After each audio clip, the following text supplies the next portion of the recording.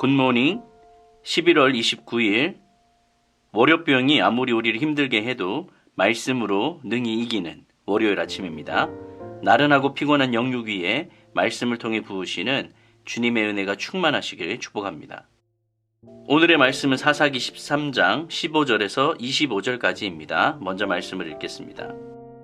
마노아가 여호와의 사자에게 말하되 구하옵나니 당신은 우리에게 머물러서 우리가 당신을 위하여 염소 새끼 하나를 준비하게 하소서 하니 여호와의 사자가 마노아에게 이르되 내가 비록 나를 머물게 하나 내가 내 음식을 먹지 아니하리라 번제를 준비하려거든 마땅히 여호와께 드릴지니라 하니 이는 그가 여호와의 사자인 줄을 마노아가 알지 못함이었더라.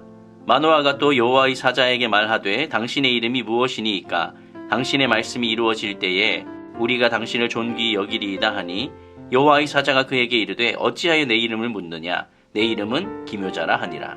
이에 마노아가 염소 새끼와 소제물을 가져다가 바위 위에서 여호와께 드리매 이적이 일어난지라.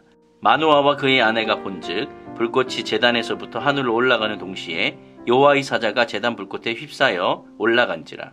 마노아와 그의 아내가 그것을 보고 그들의 얼굴을 땅에 대고 엎드리니라.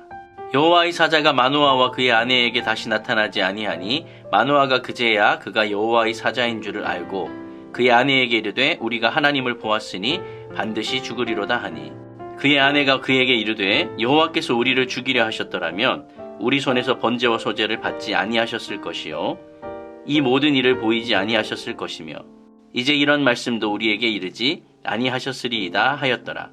그 여인이 아들을 낳음에 그의 이름을 삼손이라 하니라. 그 아이가 자라매 여호와께서 그에게 복을 주시더니 소라와 에스다올 사이 마하네단에서 여호와의 영이 그를 움직이기 시작하셨더라. 아멘. 불임이었던 부부에게 하나님의 사자가 나타나 아이 탄생의 소식을 알립니다.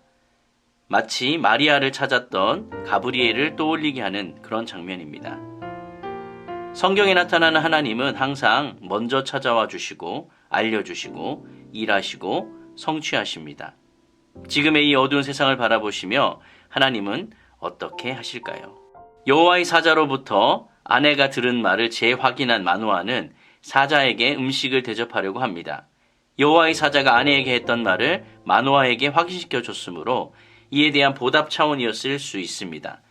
고대 근동의 관습상 낯선 나그네라도 집 근처에 나타나면 불러들여서 음식을 대접하고 숙소를 마련해 줬기에 두 번이나 나타나 놀라운 소식을 전해준 자를 대접하는 것은 전혀 이상한 일이 아니었습니다. 마노아는 여호와의 사자에게 자신과 아내가 염소 새끼를 준비하여 대접할 수 있게 더 머물러 달라고 요청을 합니다.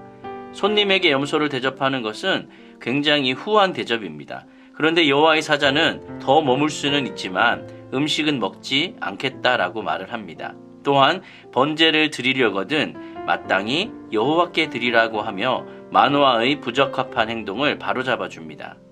이는 그들에게 아이를 약속하신 분도 그러한 기적을 베풀 수 있는 분도 오직 하나님이시라는 것을 알게 해주는 그런 일입니다.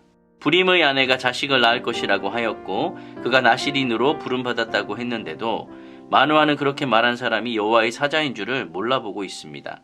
낯선 나그네를 향해서는 과분한 정도의 대접을 자청하지만 여호와의 사자인 줄을 모르기 때문에 그에게서 나온 말이 갖고 있는 그 중요성도 아마 몰랐을 것입니다. 그는 주께서 정말 원하시는 것이 무엇인지도 모른 채 자신이 잘하고 싶은 것만 잘하는 그런 사람에 머물러고 말았습니다. 그만큼 하나님 신앙이 약화된 시대였다는 것을 우리 가운데 보여줍니다. 마노아는 그를 대접하고 그의 이름을 존귀하게 해드리고 싶은 좋은 마음으로 그의 정체를 알려고 했지만 좀처럼 깨닫지 못했습니다. 그만큼 이 시대가 영적으로 어두운 시대였다는 것을 말해주고 있습니다. 기드온이 하나님의 사자를 만났던 때와 유사한 상황이 지금 펼쳐지고 있는데 기드온 때는 사자가 기드온이 준비해온 고기와 무교병을 바위에 얹었고 그것을 번제물로 하나님께 바치므로 기드온의 행동을 바로잡고 예물을 받을 대상이 오직 하나님이시다라는 것을 보여주었습니다. 그러나 마노아는 하나님께 번제를 드리는 것에 대한 의미를 정확히 인지하지 못한 것 같습니다. 또한 그 사자의 정체를 암시하는 여러 가지 실마리가 있었는데도 불구하고 그것을 놓쳐버렸습니다. 마노아는 사자의 지시대로 하나님께 번제를 드리고 하나님은 이에 예상치 못했던 이적을 보여주십니다. 마노아는 제물들을 바위 위에 놓았고 음식을 바위 위에 놓는다는 것은 이 음식이 제물이라는 것을 상징을 합니다. 그리고 마노아가 번제를 드리자 제물을 태우고 있던 불꽃이 제단으로부터 하늘로 올라가는 그런 이적이 일어났습니다. 이전에 기드온 때에는 여호와의 사자가 갑자기 사라졌지만 이번에는 제단의 불꽃과 함께 하늘로 올라갔습니다. 이때 내내 대화에서 빠져 있었던 마노아의 아내가 언급이 됩니다. 마노아와 아내가 이 이적을 목격하였습니다. 이로써 그들이 선지자로 착각했던 사람들이 하나님의 사자라는 것이 분명하게 밝혀집니다. 여호와의 사자는 마노아의 환대를 거부하고 도리어 여호와께 번제를 드리라고 말을 합니다. 하지만 여호와의 사자의 정체를 알고 싶어 하여서 이름을 묻고 있는 마노아의 태도를 보면 그는 번제를 드리라고 말하고 있는 이 여호와의 사자의 의도도 간파하지 못하고 있는 것 같습니다. 사자는 자신의 이름을 기묘자로 알려줌으로써 불임의 태에서 아이를 낳게 하는 그런 기적이 사람의 기대와 상식을 넘어서 하나님만이 하실 수 일이라는 것을 우리 가운데 보여줍니다. 이제 이 이적을 목격하고 부부는 놀라고 두려워서 땅에 엎드려 경의를 표합니다. 그러나 마노아는 이때조차도 여호와의 사자의 정체를 분간하지 못하는 것 같습니다. 그는 사자가 완전히 사라져 그들 앞에 다시 나타나지 않을 때에야 비로소 그가 여호와의 사자였다는 것을 깨닫습니다. 이 이적들은 하나님이 그분이 약속한 기적적인 일을 분명히 이루실 것을 의미합니다. 한편 마노아는 자기가 하나님을 봤으니 분명히 죽을 것이라고 생각합니다. 하나님의 약속을 내내 불신하던 마노아가 확신하고 있는 것은 단지 자신의 죽음뿐이었습니다. 하나님께서 하시는 일에는 둔감한 채 자기 마음대로 판단하는 이러한 행태는 이스라엘의 영적 상태를 보여주고 있습니다. 기드온도 여호와의 사자를 대면하자 자신이 죽을까 걱정했었습니다. 그러나 그때는 하나님께서 직접 기드온이 죽지 않을 것이다 라고 말로 확인을 시켜주셨습니다. 그러나 오늘은 마노아의 아내가 세 가지 이성적인 근거를 제시하며 하나님께서 자신들을 죽일 마음이 없었다라는 것을 확인을 시켜줍니다. 첫째로 하나님이 번제와 소제를 받으셨고, 둘째로 제단 불꽃과 사자가 하늘로 올라가는 모든 것을 보게 하셨고, 셋째로 아이에 대한 일을 알려주셨다는 것입니다. 마노아를 죽이려 하셨다면 이런 모든 일들은 일어나지 않았을 것이라는 아주 현명한 그런 해석이었습니다. 마노아의 아내도 여호와의 사자를 알아보지는 못했지만 이 사건에서 분별력과 대응하는 것은 마노아보다 훨씬 낫다는 것을 보여줍니다. 이후 마노아의 아내가 아들을 낳아 하나님의 약속이 그대로 이루어집니다.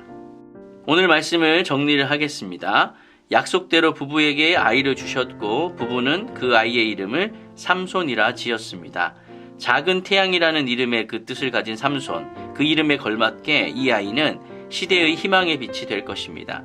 하나님이 아이에게 복을 주시고 여호와의 영이 함께 하시기 때문에 가능한 일입니다. 누구든지 하나님께 신실한 자는 작은 삼손 또는 작은 예수가 될 수도 있습니다. 예전에 활동하셨던 다윗과 요나단이라는 찬양 그룹이 있습니다. 이분들이 부르신 찬양 가운데 빛으로 오신 예수여라는 찬양이 있는데요. 그 가사를 보면은 어두운 세상에 빛으로 오신 예수여, 어두운 세상을 밝히러 오신 예수여, 이렇게 되어 있어요. 하나님은 어두운 세상, 빛을 상실한 시대에 빛을 보내주십니다. 태양이라는 의미의 삼손을 보내주셨고 온 인류의 빛이 되시는 예수 그리스도를 보내주셨습니다. 여러분 주변을 돌아보시며 한치 앞이 보이지 않아 답답해하고 계신 것은 아니십니까? 어두운 시대를 밝히시는 주님의 손길을 기대하며 기도합시다. 주님께서 반드시 빛을 보이시며 우리로 하여금 빛이 되게 하실 것입니다. 할렐루야.